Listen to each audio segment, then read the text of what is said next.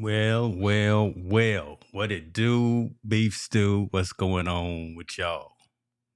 Montel Man, Allen, how you living, brother? I'm living good, man. Blessed as always. Yeah. Better to be 6 feet above than 6 feet under, brother. So, we always doing good when it comes to that, man. So I can't complain. You know, we're living out here on the sunny West Coast. Yeah, But definitely got to give a shout out to people, the earthquake that hit San Francisco, that 5.5 that shook a man. little bit. Hope everybody Yeah, all right. Everybody's cool. I don't know if there was any damage or any casualties. Hopefully not, but I mean, give a big shout out to them, and make sure everything's okay. But we're ready to rock and roll. yeah, definitely, man. I know a couple of folks have said they felt the ground shake a little bit, and you feel vulnerable when things Yeah. like that happen. I've been through a handful of earthquakes for sure, but man, you never know when the earth gets to shaking. Yes, Uh, sir. let's give a shout out. I see folks coming into the room. What's going on? The show can officially start. Seniors in the building. Mr. Mhm. Moderator running everything for us behind the scenes, keeping all the riffraff out. Ladies and gentlemen, Kevin Cox. Come on. Big Appreciate you, shout. brother. Appreciate you. Jim is in the building. Appreciate you, man. He was giving some props out. Shouts out to the session I did yesterday with my man JP High Tech. That was a great show. If you guys haven't seen that, hit the replay. But you know what we do here? Team No Sleep, social impact of sport. Today is October 26th. We got a couple of things we want to talk about. We don't have any shootings. We don't have any domestic violence. We don't Well, pause on that one. hold on. Let's give What you want to yeah. talk about? No, let's just give our prayers out to the people in St. Louis, man. That incident happened the other day at Mm, that school. yes. Definitely prayers to the families that were affected, especially to that whole school and everything. Shout out to the St. Louis police, man, that responded within 4 minutes. From the things I read to Yes. get there to make sure they disarmed the suspect and all that, man. And just a big prayer, man. Every time we had these things, man. I mean, it's starting to become so common they're not even in front page stories no more, which is Mm. unfortunate. But Well, we'll, definitely want we'll to make we'll sure bring we it give up it. though. Yeah, we Yeah. bring it up to make sure it doesn't lose sight. Like one of the stories we're gonna talk about tonight. We many of these stories we've talked about tonight. We've brought up in the past, and they're on the back page of the columns now. But we want to keep the conversation going. So yeah, appreciate you for bringing that up. Yeah, that's a good look right there to make sure we look out for folks. So, man, let's go and get into it. Right, first story is always social impact story. We want to talk about. Let me read the headline. Trans high school volleyball player uses a vicious spike, which seriously injured female opponent in highlight reel. A trans high school volleyball player uses a vicious spike, which seriously injured a female opponent.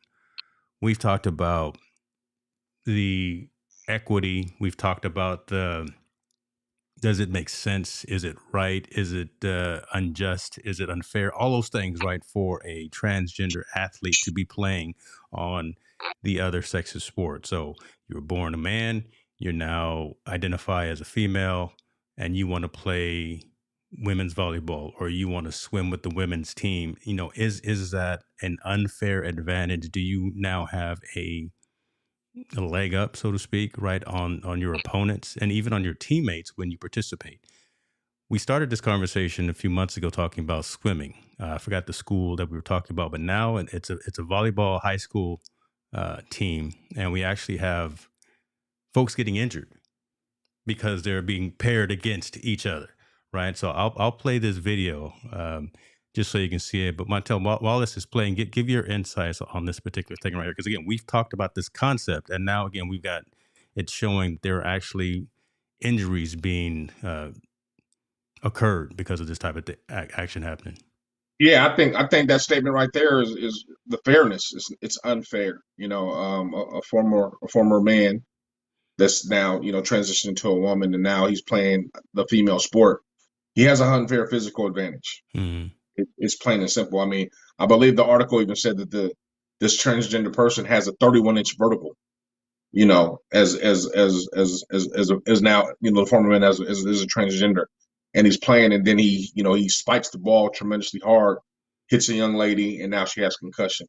It's just unfair. He has an unfair physical advantage. Same thing with the swimming, unfair physical advantage. Same thing, I believe, we were discussing before we came online. There was a situation a few years ago, a transgender in MMA that fought a woman and seriously injured her. It's not. I mean, I don't know what lane they're supposed to be able to participate in athletics, because I do think they should participate. Yeah. But it can't be in that lane. That lane, it's unfair. It's just like if you take steroids, it's unfair advantage. If you take a drug, it's unfair. And they're born with a biological now unfair advantage, right? Muscles develop different. Probably a little bit stronger. You're differently structured as a male than you are as a woman. And now this person now is not physically hurt. It's just it's unfair, man. And if my daughter was participating in that, I'd be crying as well. I would have something to say, because I would think this person is now and only an unfair advantage, but now it's taking away the development of another young lady that would want to play volleyball and get there because they're taking a roster spot and all that other good stuff. So again, I don't know what lane they're supposed to participate sports in. Yeah. But I think this is not the right one. This is not the correct one. It has to be either a co-ed league, or you need to play in the sport which you were physically born in, not as you identify, because then you don't have an unfair advantage. That's kind of where I'm at. Yeah, so good point. So I want to play exactly the incident that is of question right now. So this is essentially the incident that is in question right now. It's the setup, the spike. Well, that's not it. Hold on, it's coming up here. That's where we at. But right again, here. This is that quote unquote highlight reel that someone has taken of all of these, defensive plays. Yeah, right. But again, when you've got much smaller individuals, when you got these young women playing on the squad, and also I realized and I found out that the net is actually lower in women's volleyball than it is for men's volleyball. So there's already an unfair advantage for the transgender athlete who, as you said, has this incredible vertical leap, who can get way above and way on top of this net and make these devastating shots. I want to make sure that we see this so we can have some conversation about it. But yeah, and I think this needs to be something. It's obviously going to have to be taken up with high school athletics, right? Because this is where we're getting it from. It was in college before. Now it's getting to high school athletics. They need to be able to do something like now and catch this before it gets out of hand, before we have no control. Before we have no control over. So, and again, man, I don't have the answers. I thought about me. I mean, we've had discussions on this. I don't even think we know the answer collectively, but I do believe they have to create some type of lane for them to participate in sports outside of them just going to play in females. And I believe probably the same thing, a female going to a male sport. It may be she might have some type of advantage at that point. I believe that there has to be something there that they're going to have to create a lane for. And I know they don't want to isolate them. They don't want to isolate transgender. I don't want to say them. They don't want to isolate, because we're all humans. They don't want to isolate them and put them in their own lane. But you have to categorize them in somewhere, for them to participate, so they don't have the unfair advantage physically where these situations happens. Because I'm going to be honest with you, this has just happened in volleyball. Imagine if it's some other sport, like, some other sport that you start having a little bit more. Let's talk about field hockey, where you can play a little bit more physical, where you can dip your shoulder, where you can hit somebody. What about soccer? What if someone kicks a young lady super hard or runs over a young lady super hard? I think it's just unfair in two advantages. One, the transgender physical attributes may be a little bit more than the females, more developed, developed more as a male, muscle structure and muscle. I don't want to say that I'm not a health person, but just the way they're overall built. And then also at this point, it's unfair to young ladies, because now that's taking away a spot for a young lady that should be playing that sport, developing and being able to play the sport she loves. Remember, there's only so many roster spots open. That's transgender taking one from another young lady, yes, and playing the sport she loves. So it's a big dynamic, man. And it's crazy. I don't know where the answer is. Yeah. I don't know where that falls. I'd be interested in hearing what the community has to say about this again, because we've talked about this, and I want to make sure that we're not harping or we're not barking up the wrong tree here. I want to see if other folks are as into this discussion as we are, right? Just want to make sure that something happens to bring some clarity to this, because again, when you've got just a mismatch of capabilities, when you got a mismatch of abilities playing on the same squad, and again, now we're starting to get injuries out here. I mean, I'd be curious to know, folks that are listening and watching, do you think that something should be done about this, or should, I'll be the doubting Thomas, right? Do you think we should be not worrying about this? Do you think we should be separating these teams, right? Having an individual league for folks who identify as trans? Should we worry about this every 4 years or every 2 years when the Olympics comes? Because that's when this is going to start really coming into question, Oh right? yeah, That's I when we think really so. gonna have Now, to wait. but we got to worry about not only as we're going into the Olympics, but we have to worry about other opponents on other countries. Do they feel the same way? Should they be able to have their transgender athletes or develop transgender athletes to come compete against the United States? Yeah. And I hate to say it, we were complaining about steroids in the Olympics, like Russian women were on steroids when they're lifting all those weights and doing all those things. If transgenders be able to come and identify, I'll be perfectly honest. Women weightlifting will be obsolete as far as a woman born as a woman, and not transgender. The weightlifting competition will be obsolete because that will be taken over by transgenders. I believe women's wrestling will be taken over by transgenders. I believe several other sports in the Olympics will be taken over by transgenders, and women that were naturally born as women will kind of surely be gone out. That's my opinion. If this is something that kind of takes over, and we're able to have transgenders compete against other women that way, it's just a physical makeup. I think they will be more willing to develop faster and get to that level. So, I mean, man, I don't know where we stand. I don't know how this all is going to work. I don't know how they're going to kind of sit down as a committee and discuss this. But I think if this happens, best believe we're going to have a transgender woman in the WNBA sooner than later. Yeah, it'll be in the WNBA. So now we're going to have a bunch of used to be men in the NBA. In the WNBA, yeah, which and is listen, going man, and I'm a preface this to you, right? I mean, this is a sensitive topic. This is an awkward conversation, and we don't. Yeah, we want to dance around, and yeah, we want to be politically correct, but this is very polarizing. And I got a couple of comments here from folks that are saying, I mean, they are stating their belief as well. So I allow these comments to come through, but this is again one of those awkward conversations that needs to happen, and someone in the governing boards of all of these schools and institutions and sports associations needs to have this conversation. And look, we don't know what the right word is to say, but we just want to bring the visibility that something's got to happen, or else more kids are going to get hurt. This girl hasn't played in a couple of weeks because she's still suffering from concussion protocol issues. We got to do something.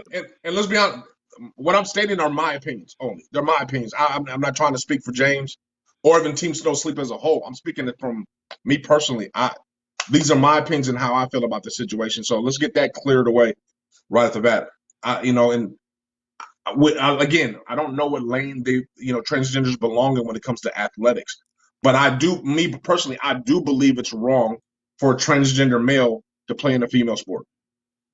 I 100% think that's wrong because they have an unfair advantage. Now, everyone can ostracize me. They can critique. They can say whatever they want about me. I can care less. That's my belief in it. I think that's wrong because I know if that was my daughter, let's say it was a regular volleyball game and a spike happened that way, and a young lady did that. A young lady did it to another lady. Yeah. I don't think I was like, oh wow, she's just a dominant athlete. She did it. Wow, that's the way we go. But just because of the optics and the things that she is transgender, I'm focusing on it now. I'm focusing on that. Well, right. That's a transgender that's used to be a male hitting that ball so hard it hurt. That's a man that is just hit my girl. And me, look, I'm gonna run out on the court, right? I'm not supposed to, but I'm gonna run out on the field or something. I have a different perspective if it's a former male now transgender doing that to young ladies, and I don't know what that makes me. That makes me whatever. But I feel that way. I really truly feel that way. I don't know if that makes me homophobic or transgender phobic. I don't know what it makes me, but I do truly feel that is unfair. That's totally unfair, and I don't know where it belongs, man. And I'm willing to educate myself. I am, but I don't even. This is new grounds for everybody. I believe it is. Right. I just really don't. I don't understand how they let this one. Why are they not already getting ahead of the 8 ball and saying, hey, we got to create a different lane? If we want them just to continue to compete, do things, we have to put them in a different lane so they can't compete. So, I mean, I'm sorry if I offended anybody. I really am. I don't mean to. I'm just No, you speaking know my what? I truth. would even caution you on that, man. No need in apologizing, because again, we are opening up the platform. This is what we do. Come on now. This is why we are who we are, and this is why we are above the noise, because we're having Yes. these conversations. And look, I'm letting the comments come in of folks saying exactly how they feel as well. Just Yeah. like Kevin said, he agrees with the physical advantage, but not sure how to properly handle the situation. But someone needs to. Right. Yeah. We're setting the table. We're opening the door to have the conversation. And someone in sociology, psychology, wherever, someone at the Olympic Committee, at the IOC, needs to figure this out in a couple of months, because we're gonna Yeah. have folks from all over the planet going to wherever location. I think they come into LA, right, for the Olympics. And I can guarantee you we have some transgender athletes who are going to want to play, who are going to want to go to a particular bathroom, who are going to want to go to, right, who are going to want to do certain things, right? And that has to be talked about before everyone lands at that location, and then you start making adjustments. So let's just have that I conversation. 100% agree with you. I think those comments need to be had. I think those discussions need to be talked about. And I'm taking it a step further, not just the Olympic Committee. It needs to be talked to about the high school athletics, collegiate athletics, and even at the professional athletics now. Yeah, and There I needs to only be say the something. Olympics because so many people look Yeah, at that, right? I mean, that's gonna be that's the big shiny that's object. something. Yeah. Yeah, no, I agree with you. That's gonna be a big global scale that now they have to address this issue. But I'm kind of, I would love to if someone is in athletic director or something like that, if they were ever on, or they could talk to us. Like, how is this going to be handled from now on? Like, how is this going to be handled at your school? Is it a school by school basis that people handle? Like, hey, you can compete, or no, you can't compete. Is this a district rule? Is this a state rule? Someone is going to have to start discussing this and figuring this out, Someone besides because us, right? because Somebody this is going besides to us. this is going to continue to be an issue. I mean, we already saw what happened to the swimmer that we covered. He got all the bad pub. Yeah. He got my heart goes out to him because he has to endure all this. But also, he set himself up, or set herself up, to be able to compete in that ring, and people going to criticize it. I would, if that transgender was going against my daughter, I would be the one that would be criticizing. Yes. I would be the one saying that's unfair. I would be the one screaming at the top of my lungs saying, hey, you're taking advantage of the sport because you made a life-changing decision. This is supposed to be for young ladies competing. Why aren't you competing with the males? Yeah. You can Or still why aren't you swim. competing with You can still compete, but we've got to figure out the right place for you to compete. And we'll move to the next one. But I like what Kevin said here as well. I think it's a classic example of being reactionary instead of dealing with it ahead of the situation happens. Committees are letting situations like this occur and then figuring out. That's just not the way to handle sensitive issues like this. Wait until the 11th hour and seeing what happens, right? We can't just let the cards fall where they may. Yeah, and they haven't set a protocol standard, right? There is no protocol standard right now. So if there's not a protocol standard, we have no guidelines to go by. So right now it's the wild, wild west, right? If you identify, you can go play. I mean, we already got it. If you can identify, you can go to that restroom, right? It's illegal if you ostracize them out of that way from if you identify with another sex or not. Yeah. Man, I'm all about equality, but I'm also all about fairness as well. It has to be fair, man. Yeah, it has to be fair, especially when we're in a competitive environment, right? Yeah. If we don't want people to use drugs, we don't want people to use enhancing performance drugs. We don't want people to do all these things that can give them unfair advantage. What makes you think you could just change your biological decision and you're not going to have an unfair advantage? You are to compete. So I believe in fairness. So someone needs to create a lane for them to be able to continue to compete. There it is. There it is. Hey, and we'll move to the next one, but my man Chief is coming with the mic drop. It is like someone being bad at men's sports, so they just transition to women's and dominate and take away job opportunities from real women. Okay. I like that statement, except for the part they're bad at men's sports. They could be good at men's sports and do the same thing. So I don't want to say that. I just say someone that prefers to change over. But I mean, I agree where he's going with it. I understand where he's definitely going with that for them to do that. It's just unfair. And I'm just making it politically correct, my man. I ain't trying to change your opinion. I just want to make it politically correct for the show to make sure we all good. Oh my goodness! See, I try to give you some props, man, but they Montel coming at you. I know. I ain't stepping on this idea. Just gonna step on the man's toes like that. My man. I agree to the point. I agree, except for the bad. You don't have to say bad, bro. You can just say a person that played basketball is over. Just that descriptive adjective needed just to be removed. That's all, man. But I'm feeling it. Thank you for the comment. I really do. Crazy. I really You're crazy. Let's go. We talked last week about birthday celebrations. I don't even want to know if it's celebration. Brittney Griner, locked up, unfortunately still in the Russian prison, recently had her appeal, right, on her drug case, or on her possession case of hashish oil. The appeal did not go in her favor. She has been officially sentenced to 9 years. And, Montel and I were talking about this just before we went live and said, I'm normally half empty, glass half full kind of person. And now I think it's to the point where, man, Brittney really not getting out. Right. I mean, so many things, so many avenues, attempts have tried to happen to get this woman rightfully out of this penitentiary, out of this jail, and they've all failed. I don't want to get political, but I do wonder if we as a government have failed in properly addressing the issue. Right, I don't believe that she has had proper representation, from the State Department for this particular case, because there has been issues of missing phone calls, missing meetings, just not being on their 100% P's and Q's on this particular thing. And that just does not bode well, especially when you are in the middle of a country who's in the middle of a war, who we are already having tensions with. And now you got someone in there who's a high value, high celebrity type of person, and you got him, right? It may be small, it may be minuscule, in our eyes, but you know what? They're saying, we got him. We're gonna make a example, unfortunately, out of Brittney Griner. And yeah, latest appeal doesn't look like she's gonna get out. So I mean, it's just sad. This is really sad. Yeah, I agree with you. It's been an epic fail for government wise, but I think officially it also a prisoner of war. Tony Davis, come on, say that. Wow. Yeah, but I believe that not only it's been a failure for our government, it's been a failure for private practices, private industry as well. And I'm talking mainly about the NBA, WNBA brand. Okay. And I say it's a failure on their part because we all know, regardless of where you have money speaks volumes, right? It speaks volumes. If all American players said we are not going to Russia anymore, we're not going to play money, and we're not going to make sure our dollars are not going to Russia anymore. And as the NBA, we don't want our games to be televised over there or sell merchandise over there anymore until you let her free. I think we would see a lot more movement in that case.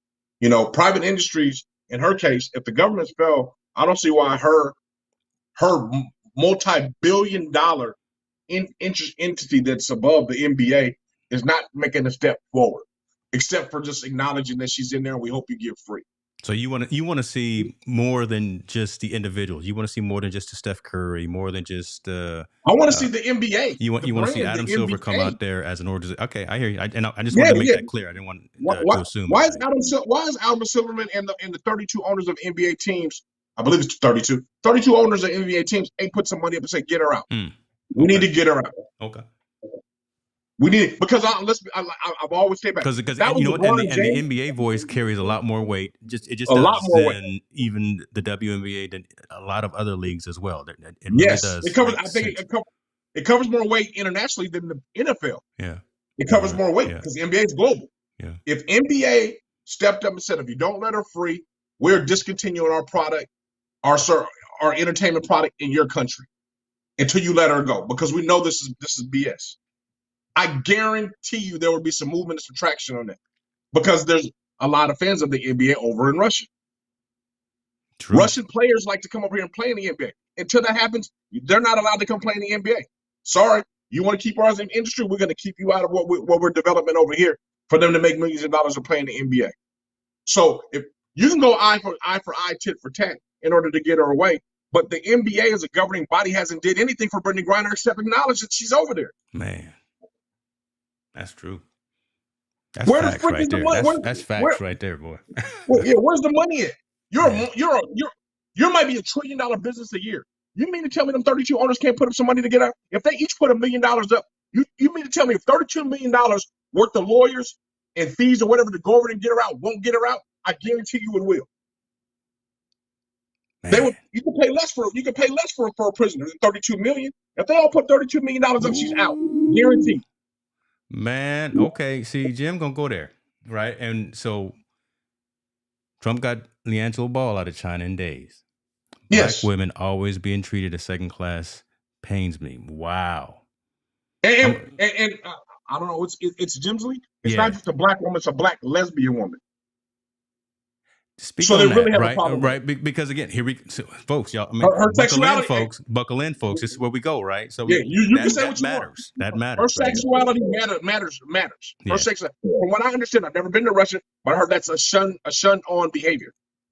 So if that's the fact, she's a black lesbian woman over there that got caught with cannabis oil, which should be an infraction of anything. Anything. And the fact of the matter, fact of the matter that our government has failed us, but I don't even know if that's our government's place to try to free anybody over there or try to get involved unless it's another political figure.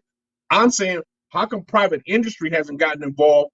The company that she works for, the company she's made millions of dollars for, the company that she represents all the time has not stepped up to say, hey, you know what? She is a strong imposing figure. Why don't we all put to collectively half of that? Let's all put $500,000. $16 million will get her out of jail. I guarantee you. Somebody has some influence for $16 million to get her out.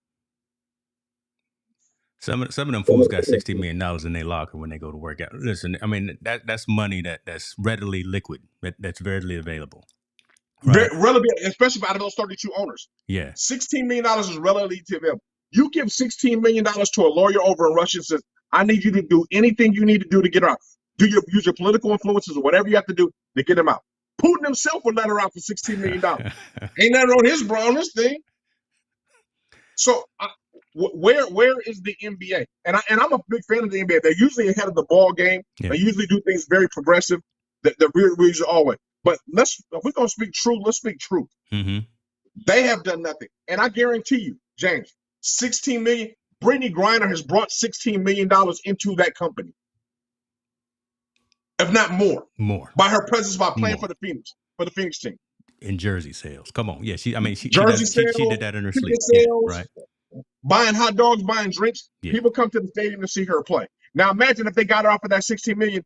Guess how many people are gonna be at that opening game when she plays again when she comes home to Phoenix? Listen, me and you flying there wherever it is. We gonna be there, right? I mean, so you mean to tell me why? Now listen to me. Yeah. Why wouldn't an industry like that go ahead and risk spending $16 million to get her out?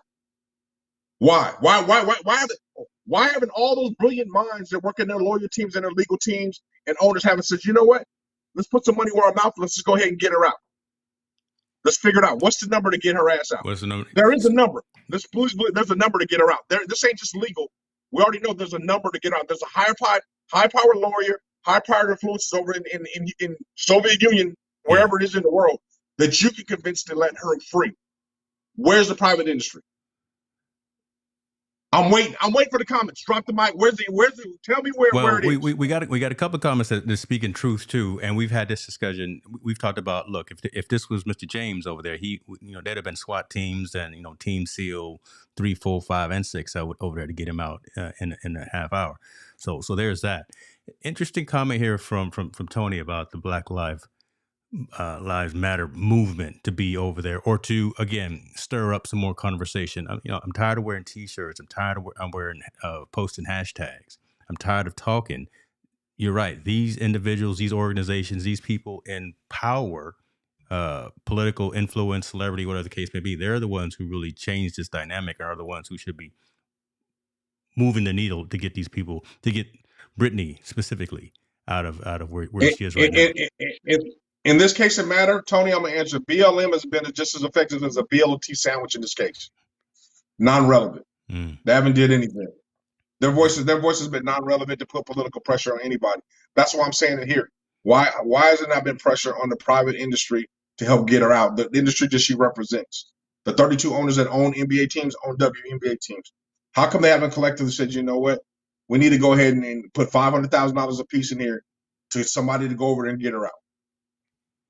Shit, I just don't understand it. Yeah, all my folks watching on Twitter right now, all y'all Twitter folks, everyone, y'all know how to grab a clip off of YouTube and tweet that out. I know I got some folks who are really engaged on Twitter. We need to start blowing this up. This segment, this right here, shoot that out to your Foxes, your CBC, who has CBSs, your NBCs, your ESPNs, your ABC News. Shout, Fox News if you have to, whatever. But grab a clip and tweet that out to those folks, because this conversation right here will be the one that actually gets an answer, right? As opposed to always pushing it underneath the carpet. Shout out to Jamil Hill. I hope she gets a hold of this clip, man, because I love Jamil Hill. She's a bomb. I would think, man, I just don't understand it, man. I really don't, because people get out for less. You can have less money than $16 million to get out, and you can't tell me that can't be possible over there. Like, what is the holdup? And most people say, oh, you don't know the political climate, or you don't know what's going on in their legal system.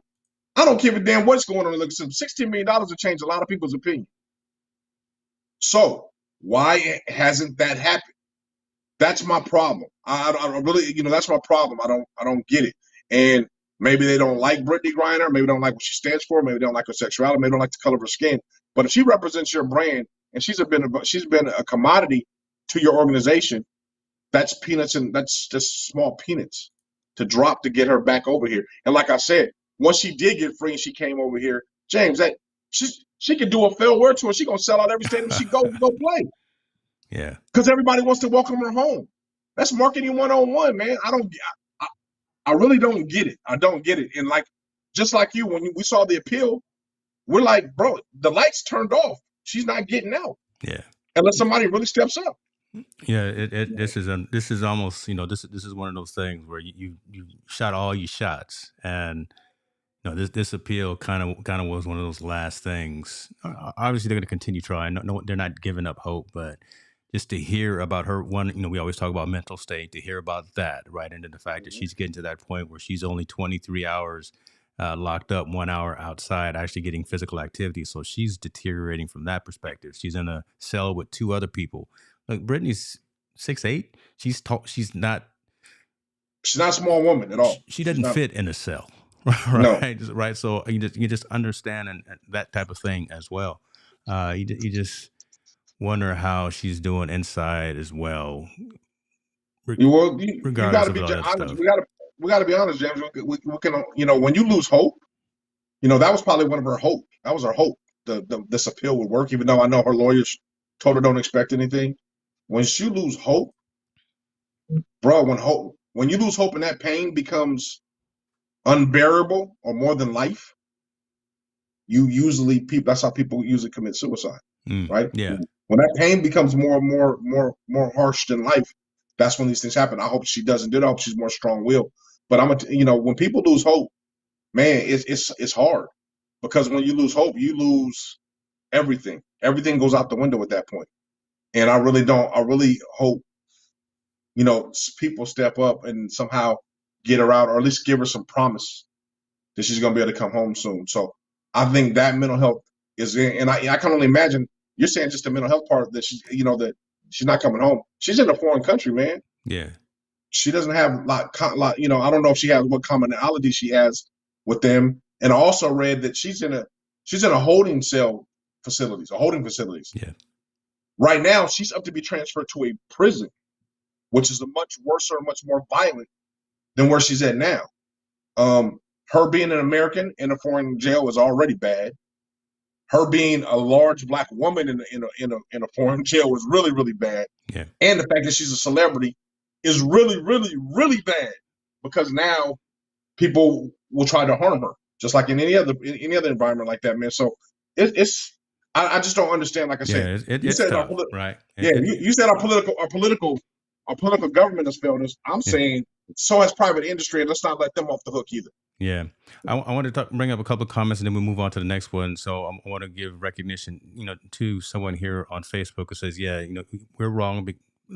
You guys, she done wrong, and I'm sorry. Yeah, she did do wrong, but I think what we're saying is that there still hasn't been enough due diligence. So all of my financial tech folks that are listening and watching understand Oh, the terms due hey, diligence. hey, But James, one second. That person that made that comment, do yeah, you feel you should get 9 years for holding cannabis oil?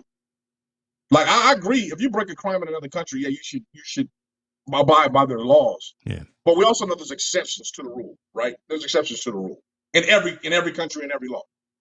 This person had less than I think 2 ounces of cannabis oil. Granted, it's illegal. She's an athlete. She's leaving your country. You're charging her with illegally smuggling cannabis oil. And you're gonna give her 9 years, man. That does not fit, especially with her status as a star or her social status. yeah. You gotta give some wiggle room to let her out. And I understand a crime is a crime, but ask yourself if that was you, would you be saying the same exact thing? And I honestly believe you would be like, somebody needs to come get me out. All I had was some oil. You the crime, the time don't fit the crime there. Man, shouts Yeah, out. We, yeah. we got Kier in the building. Man, I know he probably at the gym. He work out more than I do. Sitting underneath the squat rack. Good to see you, man. He says, I don't believe this country is doing whatever they can to get her released. I know Russia is asking for a lot, but isn't any American worth that? Good point, man. Good point. Good to see you, brother. Good to see you. Yep. Lot of questions, and this is good though. That a lot of folks are concerned about this.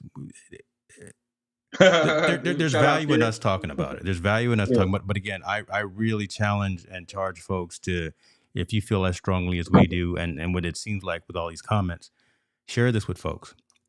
Grab Yeah. this clip and share this with these news agencies that you listen to, and say, why aren't we doing something more to, besides just talking about it? Why are we talking so much about Kanye and Adidas, uh, as Yeah. opposed, as opposed to the wrongfully accused and the wrongfully imprisoned? I'd Why, why rather. don't Con- hey, why don't Well, Kanye do a concert and raise some money Kanye for? don't have no more money, brother. Why don't, hey, why don't him Drake do a concert and raise some money for Brittney Griner and see if they get over there instead of the thing he did for Larry Hoover. So, You know um, what I'm saying? yes, she should get less, but it's something else is with what he said. Something else is with this. I mean, maybe so. I'm I not don't sure. know, man. Hey, But I do believe. I do believe, man. Like I said, I think that if private industry were to get involved and NBA was to whatever to yeah, exercise their muscle a little bit, I think this would be a different scenario. And we've already said, like we said, that was LeBron James, Kevin Durant, Steph Curry. They was over there. They was locked up over this. They would have been hey, out in minutes. hey, I got a squad too. Hey, my squad has said this. Don't let me get locked up. Well, I give him the hootie Oh, hoo. yeah, I yeah, give him the yeah. hootie hoo, and I have my folks out there in a minute to come. Appreciate you, brother. Good looking out, man. I'll try to stay. Hey, hey. On the opposite, if I was locked up, they just leave my ass in there. I'd be like, man, Montel gone. Man, he gone. He gone. Montel got to do the whole nine, baby. You got to do the whole Man, nine. he gone, man. Yeah, yeah. But Okay. man, no, shout out to Brittany, man. Like I said, I hope her spirits is up, man. This is a really unfortunate situation for an African American young lady Yeah. to go for anybody to go through. But for her, of her stature, man, and what she's done so much to the basketball and the game, you know, this is how you guys pay me back by not helping. Just putting a name on a damn T-shirt don't mean nothing no more, man. It really doesn't. Nope. Action speaks, and I really do believe those 32 owners just got collected and said, "Look, let's put up some money to get her out. There's a price. What's the price?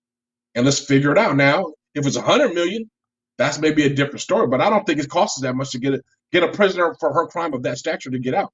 I think you just got to go over there and do your thing and figure it out. So Yeah, it is. I appreciate that, Kier. Kier's coming for Appreciate you. that, Kier's brother. coming for you. All right, Yeah, yeah. let's go ahead. Let's go ahead and move on. Keep the conversation going, though, folks, and the after conversations and in your tweets and in your comments on social media. Let's talk about this football players. Mhm. I know you're really involved in this because again, you coach, you consult, you've got your kids that play and coach as well, and we've talked about this as well. Playing surfaces, right? Mhm. Artificial turf versus grass. we're seeing a lot of athletes that are getting hurt. Knee injuries, leg injuries, torn this, torn that. And listen, when you got Pete Carroll up here talking about some of his star receivers, and you got some of the cornerbacks off of the Chargers, a lot of players that are hurting Mhm. themselves by trying to acclimate themselves to this artificial turf. What are we gonna do about this? I mean, should we pull up all of this fake grass and Um, put some real grass down there? What should we do? What's the it, conversation you think? it's a debate, man. It's a debate that's going to keep going on because there's a good and bad about turf. Mm, Obviously, in climate weather games where the climate is bad, where it rains really hard a lot, where it snows, those types of things, that turf is a great surface because it doesn't rip up, it doesn't tear up. You can still play on a beautiful colored grass, and not to mention you're faster on turf than you are grass. Everybody wants the game to be fast. Everybody wants to be faster because the faster things are, the more they work, especially as you get higher in levels. So those are some of the plus things that go on. Now the bad thing that goes on with turf is, like you said, injuries, because it doesn't give it like doesn't grass. give. Yeah. You plant your foot in grass, 9 times out of 10 it's going to come up, right? So it gives, so it doesn't tear those muscles like it is, or tear your muscles or tear your tendons, or you have a lot of pulls or anything like that. So it's a catch-22, and Pete Carroll, I love him. I think he's right in certain things. I think the data speaks his volume, saying there's a lot of injuries, but also why are you just saying that now when it happens to your player? You're not saying that when it happens to somebody else. And I'm being real. Yeah. They're not saying that when it happens to someone else. They do they wear the correct? Yeah, I don't know. Shoot, yeah. But shoes aren't. I don't think it's the issue. I think just the give of turf is the problem. It doesn't give. And when you have bad turf, it's even worse because you got holes in the carpet. You trip. Yeah. You can fall. Things get caught up. But we already talked about owners. Owners are cheap, right? You don't want to pay for that maintenance, of grass. Turf is big Real business, like you grass. were saying. Turf is big Yeah, yeah, business. yeah, yeah. It's a big Okay. business Yeah. because you got to understand. I buy turf for $1 million. It lasts me for at least 15 years, right? Mm-hmm. With minor upkeep. You get grass, man. You're gonna spend well over $1 million to kind of upkeep that, especially if you want to have it nice. Yeah. That's true. If you want to keep it nice, cut, seeded, all those things, knowing that soccer, football, or then we're going to tear that field up. Then you got to pull that on up and do some more. So, I think I'm at the groundskeeper for the Padres one time, and he was telling me that because they have grass in their outfield. He told me it cost them anywhere up to $2 million just to maintain that grass. They don't even tear it up like football does. Wow. Yeah. Because he said cutting it, grass, watering it, making everything. So it's a big major upkeep, especially at the professional level, to do that. That's why it's there. Me personally, I think they need to come up with something that's a mixture of good turf that gives a little bit, because we have the science now to kind of prove what can help and what doesn't help. But what's going to happen is it's going to slow the game a little bit down.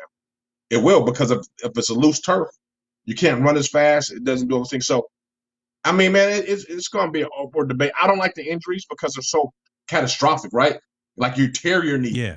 you Right. tear your I shoulder. mean, yeah, It's not folks like you are just literally injured it. having season-ending, Yeah, career-ending yeah, yeah, injuries, yeah. and it's being blamed on the turf in and of itself. So, man, But but you got to think though. If owners want to protect their investments, they got to make the change. They're the one that own. They're the ones wow. that Yeah. provide the service. If they want to protect their investments, they're going to make a change. But let's keep it real. Since we're Team No Sleep, I'm gonna keep it real. Go ahead They now. could care less about those investments Oh my goodness. because you know who's getting injured.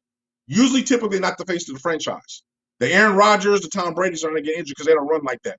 Who's getting injured like that are your thoroughbreds. A lot of African American, a lot of Polynesian young brothers are the ones that are getting hurt. So we're replaceable, right? Running backs only career life span is 5 years. So hold on. Let's There'll be another one of those. wow. Huh? Okay. So if Tom Brady fell down and tripped over his own 2 feet on a artificial grass field in Seattle, you think Todd Bowlen, you think the NFL will call an emergency meeting and say we need to change this right now because it's now affecting our franchise names, I as think opposed to someone like DK Metcalf in Seattle, or someone I'm trying to think of someone else who's currently injured right now. Odell Hopkins Beckham. just came off an injury suspension. Yeah. We can name a whole bunch. Yeah. But I'm saying if enough franchise players, the ones that the money draws, if they got hurt, wow, absolutely they're gonna look into it. Okay. If Tom Brady just did it once, and we're just speaking Tom Brady specific, he can't run he's on his way anyway, out. so Right? I'm not. Yeah, I don't know why I mentioned him. He can't run. No, he's on his way out. But I'm saying if you got someone like what's the boy name from Cincinnati? I mean from Cincinnati. Forgot Barrow, Herbert. Yeah, these upcoming of Josh Allen. Josh Allen was a terrorist knee because Josh of the Allen turf. is the new poster boy. Yeah, I mean they would be like, man. You know what? Yeah, he's a bad man. We might need to start. We need to start reading, and if they get a series of, we might not have to start looking at this to see what we can figure out because this turf is causing too much injuries to the front face of our franchise. But as long as the guys they think they're replaceable, wow, we didn't care less. The game is faster. There's more points being scored. The rules are being changed. We could care less. If there's going to be one to get hurt, oh well, he's a casualty of war per se. What they say. We'll keep it moving. All right. So will this be? So man, we got a ton of comments too, and I see them, folks. But the discussion here is just valuable. I want to keep asking these questions. So will this probably, and this is a Doubting Thomas question as well, will this probably become an end of career conversation like head injuries and CTE? Right. I hurt myself playing on an artificial turf field, and it caused me to have these long-term leg, foot injuries, or whatever the case may be. Do you think that this is going to be another conversation like that, where retiring athletes, or athletes who have to retire before their time, right, before 10, 15, 20 years, or whatever the case may be, that they have to retire because they took this bad spill on this artificial grass, and they come back and say, I need an investigation. I need to go to Congress. No, do you think this is going to turn into something like that, or are we just going to have to deal with this? There's two folds to that. So one, when you become in the rookie symposium, the NFL tells you to get insurance, secondary insurance on these things. So that's the one caveat. So if you get a career injury, knee, thumb, toe injury, you're supposed to take insurance out on yourself to be able to set you up for the rest of your life. That's number one. Number two, it won't become a conversation until the players union makes it a conversation. Owners are not going to say anything about it. They're not. It's money out of their pocket. Owners don't want to even build their own stadiums. Remember how the San Diego Chargers left because we were telling them they need to build their own stadium and they didn't want to. So they're definitely not going to fork out no money to rechange all the turf just because there's a few injuries they haven't did it this year. Now, if the players union starts to really get involved and it says, hey, we're losing too many players to the kind of turf you guys are putting in, you guys need to do something about it, then I think you'll get some traction.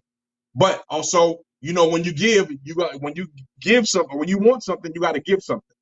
So now there's going to be a tug and pull with the players union on getting that swapped out. But I'll be honest with you, James, I don't think anything's going to change. Like I said, the people that are getting hurt and doing these things, they feel that they're irreplaceable. They're replaceable. They are. It's got to be a player that's irreplaceable. And I mean, it has to happen more than just one irreplaceable player. It has to have several irreplaceable players that draw a lot of money in before them to look at. That's terrible. Right, that's bad, man. That just doesn't sound right coming out of your mouth. But you know what? It's true. I know it's true. Yeah. But again, it just doesn't sound right as a moral, ethical stance for an organization who is paying these athletes millions of dollars to go out and entertain. Right, they're entertainers, but there's so much liquidity, and we talk about cash in the coffers. To again, someone even said something about player safety should be. Yeah, Kier was saying it should be about player safety as opposed to anything else. Let's worry about. But we know that's reverse. We know that. Tua situation, we could just speak on the Tua. It's reverse. Money is what's in front. Player safety is second. And we're as fans are just catching up to that, right? We're just catching up to that now. Yeah. And we're catching to that now. We know the NFL has always been hey, money first, player safety second. We can care less. Who cares who gets hurt? We can replace them. And so this is interesting. This interesting point. Yeah, this is an interesting point too, right? Kevin was saying, listen, it's presentation, right? And you don't want to be out there playing on a wholly messed up field like Chicago, But man, but again, that's football, right? When you're out there in the snow and you got divots in the ground. But I don't know. I see it both ways, and I saw Mr. Jim Fuse in the building. Appreciate you for coming as well. Saw JP in the room as well, and Jim was talking about he's played on both types of fields, right, and understands the impact, right, that it has on the body. So man, this is a conversation again that it's like you said, James. I'm sorry, I didn't interrupt you, but like you said, the players' union's gonna have to step up in order to get somebody's some got change. to step up, man. Somebody's got to say something. It's not going to be the owners. It's not. I mean, if it was up to them, we'd probably plan on cement with spikes on the uniforms in order to make sure they get the most maximum of fans and the violence and all that stuff. Now they take small steps to protect players. Protocol, concussion protocol, which they haven't gotten that right yet. They're doing a lot of small things to kind of make players safe or feel safe, but the bottom line is a bottom dollar. Look, I don't have to spend no money on maintenance. Now everything's been in indoor stadiums, so there's no water. There ain't no water unless somebody does upkeep, and you have all the stuff for that. So it's just a lot going into it, man. Like I said, until the players step up or it's catastrophic injuries to the big time moneymakers in the league, it stays the same, brother. It keeps going. Regardless if Pete Carroll's complaining about it or not, it doesn't matter. Is this enough? I'm gonna bring this person. I don't know if this is the same person on Facebook. Come on over to YouTube so we can see your name. Come on, YouTube is where the cool kids hang out. On Facebook, y'all know how I feel about Mark Zuckerberg and Facebook. I may not. Hold on, I'm gonna say this. Don't be saying nothing bad, man. Because Facebook is terrible, man. I don't think we gonna broadcast on Facebook anymore. I'll put the event out there, but Facebook is just brutal. Man, leave Mark Zuckerberg them boys alone, man. He trifling, and the experience that the community gets is much more robust on YouTube. So I'm considering that. But Mark, I want to keep us on there, man. I don't keep getting fans, brother. Don't I think James got a little bit of hater in that drink. I got a little hateration. I'm mad at him. I'm mad at him. So let me bring this up. That's why someone here says they don't watch football, throwing people around all over their heads. That reminds me of a lot of times where we as fans have said, I'm not watching football anymore, right? The whole Kaepernick, the whole kneeling, right? There were a lot of incidents, the Ray Rice situation, where a lot of fans have said, I'm done with this sport. Is this something that you think? Do you think this is to that level where folks are going to say, I'm not watching this anymore? I'm not even going to watch Rihanna during the Super Bowl, right? Is this to that level? No. People are going to watch football regardless, and I've learned that over my time, and I'm guilty of it as well. I'm saying I'm going to watch it, and I still catch glimpses of it, or I'll sit down and watch a game when it's on. Now I'm not as big as a fan as I used to be. Yeah, we like watch it emphatically on Sundays. Now Sundays I'll get up and go run my errands and do what I got to do. But I do believe that people are going to watch professional football regardless, man. It's a $1 billion fan business that who's watching on TV and doing that. It's a multi-billion-dollar business on fantasy. Yeah, like this. That's true. It's big. It's bigger than we can even imagine. Football it's on the ballot in a lot of locations. Fantasy is on the ballot, right? That's true. So things aren't going to stop, man. You got. We're talking about billions of dollars flowing in based on watching the game and watching football. Now, does it need to change?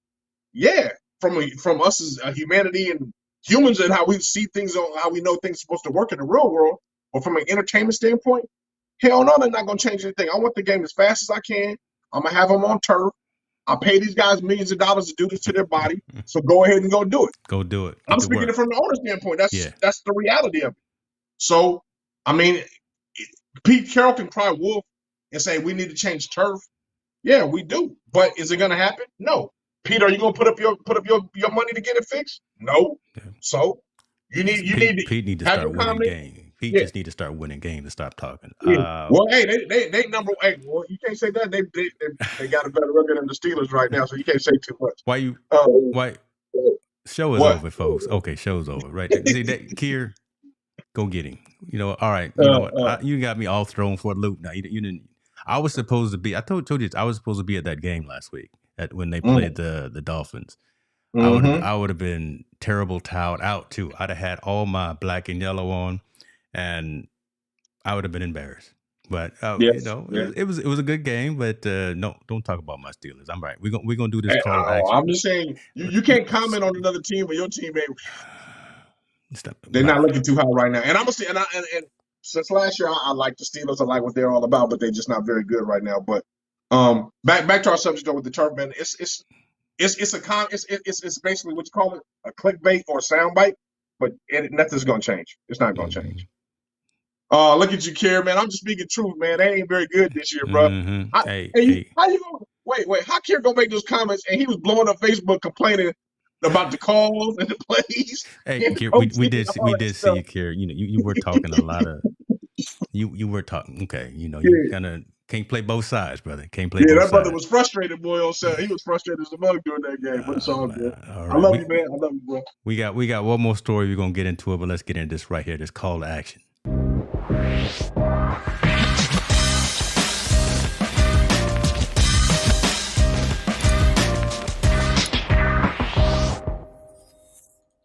Yeah, we just gonna do YouTube. I can't mess with it anymore. All right, I'm sorry. Well,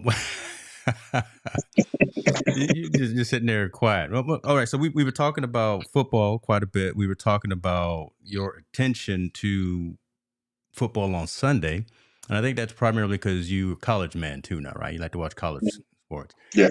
This is a story that hits kind of close to home for me. We talked about this as well. Pac-12 adjustments.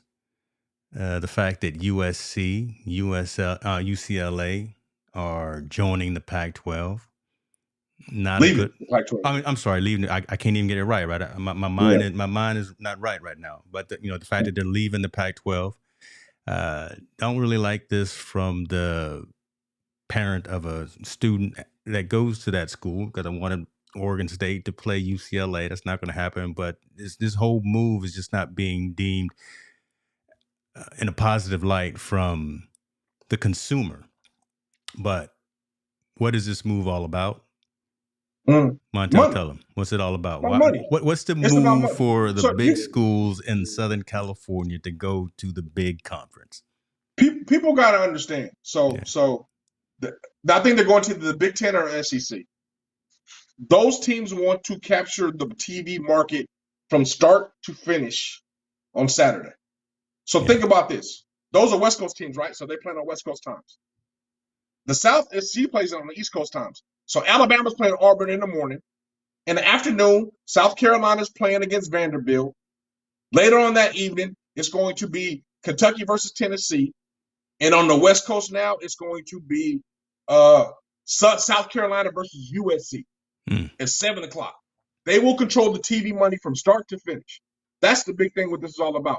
And I don't know why people don't like it. I'm pretty much a big fan of it going that way because now West Coast can go over there and represent and play these big schools. And now we can have a chance to get in the playoffs and we can match our West Coast talent against all the other so-called good talent across the United States. So you see this as something, okay, so you see this as good for the game, good for competition, right? As opposed to just following the big money. So you mean to tell me you're not going to want to watch UCLA play against Alabama? Oh, no. So, no, definitely. And you're right. I mean, I could be a slight hypocrite here because I'm always talking about I like the story and I like those types of things. Yes. But again, from my perspective, it's just I wanted my son's school to play my daughter's school. And so it's a personal thing right there. Yeah, but that's true. That's true.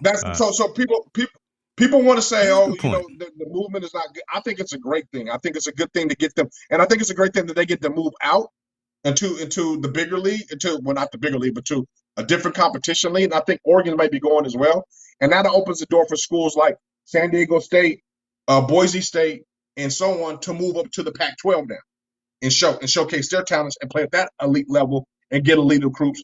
And kind of replenish what was going on there. And who's going to go to the Mountain West seems like North Dakota State, South Dakota State get the bump up to that level. So it's a level that everybody gets to move up and play. And UCLA and USC is going to make the real big money. The San Diego States are never going to make more money because playing in the Pac-12. And now these Division I AA schools are going to get to move into the Mountain West where they make more money. and become more of a national name, All and right. more All talent right. to get played out there. This change, even though it's not warranted and people don't like it, I love it. I love it because now we get to see our school, these schools compete against all these other schools nationally, and what they deem as the elite level, right?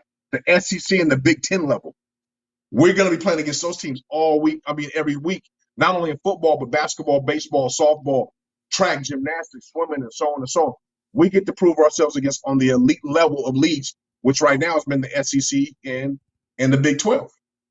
So hopefully this is a call to action even for the teams to raise their game up a little bit, right? I mean, this could be Absolutely. next squad up, right? This could be that opportunity for the teams that are still in the conference to say they're gone, but look at me, we got some ballers out here too. Absolutely. Okay. I think it's going to raise the level of play for a lot of schools and raise the level of competition for a lot of schools because they get the opportunity. They're going to be able to move on. Now, now it's going to be up when these teams leave, which I think it should be 4 teams leaving out of the Pac-12, if I'm not mistaken. It should be USC, UCLA, Oregon, and Utah. All 4 of them should be able to go to another bigger leagues. I think if they're going to bounce, they should go. But what that opens the door for is BYU coming into the league. We got San Diego State coming and should be able to come into the league. We got Fresno State having an opportunity. We have Boise State having an opportunity. We have Nevada. We have all these other schools that are right on the breaking cusp of the place going to get that competition to now be a part of that competition in the Pac-12. And if they win it, they have an automatic bid to hopefully get into the 8-man expansion playoffs. So why aren't we doing this? It allows them to play in bigger games and bigger competition, and also let's be honest, it gives us a big infusion in California football because the Pac-12 has so much been deemed so weak in the last few years with the SEC being so powerful. Well, now we get to take it to them week after week to show how really good our competition is, and if we are that weak, it allows them to up their recruiting process. So now if Oregon can't beat the Alabamas and all them, you know what? Oregon's going to have a chance to recruit those same kids Alabama and them do because now they're on the national TV scale and they get to play now both times. They'll be able to see their families because they get to travel there. Yeah. Now it opens the door to Florida's and them. They get to go travel there and also allows them to play late into the evening where they capture all that TV money and their parents can watch them on TV every day, regardless if you're a kid from Florida going to California or a kid from California going to Florida. So you think? I think it's a great move. So the comment that I had on the screen from Kevin. So you think this will actually keep kids in SoCal instead of right? So now next school up, next opportunity. This will keep those local kids there as opposed to going to other conferences and going to other locations. No, I don't think. I think kids are going to go where they got to go. Kids are going to go where they got to go in order to play, in order to compete, whether that's stay in California or not. What I do believe now is that the kids that were getting recruited by Alabama and Oregon, Alabama and Auburn, that are California kids, they now will consider staying at UCLA or USC and playing there if they're also being recruited by them in order to up the competition. I think they now just have another opportunity to stay here because anybody goes to the SEC typically is going to the NFL, right? That's kind of the trend as of late. And if you play at the higher level ACC or Big Tens, they go into the NFL. Well, the Pac-12 has kind of isolated themselves out of that. Now they're naming back in it. You can go to Oregon. Hey, that kid over there in Alabama, you can go play in Oregon, and you're still going to get the same look playing against the same competition. Yeah, and that question, is the NIL still effective? Yes, and I think it's going to benefit California teams more so than a lot because we do have so much money with tech, biotech, whatever else we got. We have a lot of money. Especially in LA, you have the entertainment business. If I'm offering a kid from Alabama, hey, you can come and get into the entertainment industry, and I'm gonna give you $50,000 right off the bat just to sign with us. More so where Alabama can't offer that same thing. They can't offer it. So I think the shift, and we talked about it last week, the shift with these teams coming in, is this the end of Alabama's new era since they lost to Tennessee? Me personally, I think it's going to be a slow attrition of them. I really do, because Alabama can't offer the same thing that some of these schools do. What was that last comment? I didn't see it. Could you put that back up, James? I didn't know Yeah, Jim was talking about schools like UCR, CBU, and CSUN will get much more consideration from athletes, which is great. Well, I think those schools in my opinion, need to bring back football. None of those schools have football. if they want to attract more student athletes to the school. And basketball wise, yeah, I think they'll be able to do some different things, but that's if they get bumped up. If those teams, I don't know, they'll stay the same. They won't get bumped in the conference because they don't have all the sports to compete at those conferences. So they'll still be where they're either Division II or Division I AA, where they stay. But definitely teams like that are in the Mountain West, the top tier of the Mountain West, I think are all going to be considered to move to the Pac-12 for those 4 vacancies. Man, reach into your bag of tricks and find someone who isn't coaching right now, who's got a couple of minutes to talk about some of this. I know you know folks at the college. Tell Kieran join. Kieran knows this. He need to jump on. Man, come on, brother. You know the code to get into the room here. You've been here. I told you this is you family now, so you know how to get in.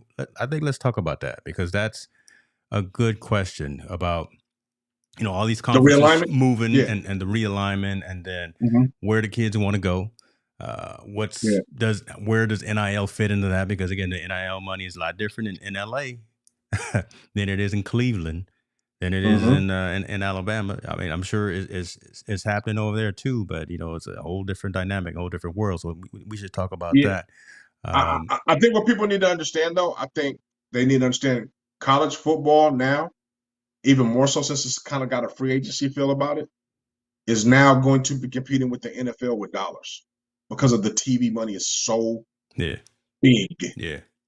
It's going to be so big. So we gotta keep it real. That athletic director from Alabama is smiling up a cheek because he's been in the playoffs for the last 5 years. Yeah. So this is an interesting number. Think about this. They've been in the playoffs for the last 5 years. You know how much money Alabama's gotten from them being in the playoffs for the last 5 years? Can't count that. Each pop has been no less than $5 million. Anywhere from $5 to $10 million. That school has made $5 to $10 million for 5 years for a football team to just play the sport. So let's take the lottery. 4 years, $20 million. You know what $20 million can do to any program? Changes the whole dynamic of it. So that'll get you a real field, get you real lockers, get you real. Yes. Look at what Dion did at Jackson State. I was going to bring that up. Look, I don't think people understand. Jackson State. Yeah. Dion State. Well, this is his 3rd year at Jackson State. So much money has been infused with Jackson State since he's been winning. Yep. Jackson State now, I believe personally, will petition to become Division I instead of Division I AA in the next year or so. And that's the reason why they're building a brand new stadium, so they can fit the criteria to become a Division I school. They already know they can compete at that level. Now he has turned a school that was 3 years ago in the tank. Admission-wise, it went down by 12%. Football scene was not winning. Dion just came in and infused it. Their enrollment has increased by 30%. Not just athletes. Dion has changed. Huh? Not just athletes. Yeah. Okay. I was going to say not just 30% enrollment increase there. They're getting a brand new stadium. They're infused with money. And Dion has put not only Jackson State, but HBCU in a situation where now they get TV money, and they're building a historical black college network for them, which I told you about that a long time ago. There will be a network for HBCUs.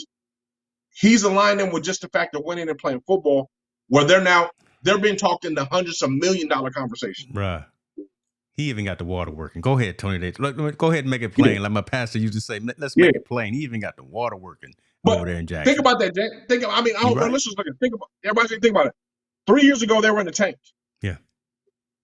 They're now talking about $100 million conversations with Jackson State. Yeah. In 3 years, average of $30 million a year, he's grossing into the school. All goodness. In Jackson, Mississippi. Yeah. We're not talking about Arizona. We're not talking about Nevada. We're not talking about even in Iowa. We're talking about Jackson, the poorest state in the country. Jackson State, Mississippi, is talking about an average of $30 million increase in surplus of money in that campus.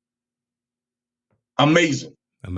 Right. When it does. And it's all good news. It's all man, that's good stuff. So let's do this, because I want to be cognizant of everyone's time. I know we still got a lot of folks watching. I see you on Twitter too. I see you on YouTube and even on the Facebook.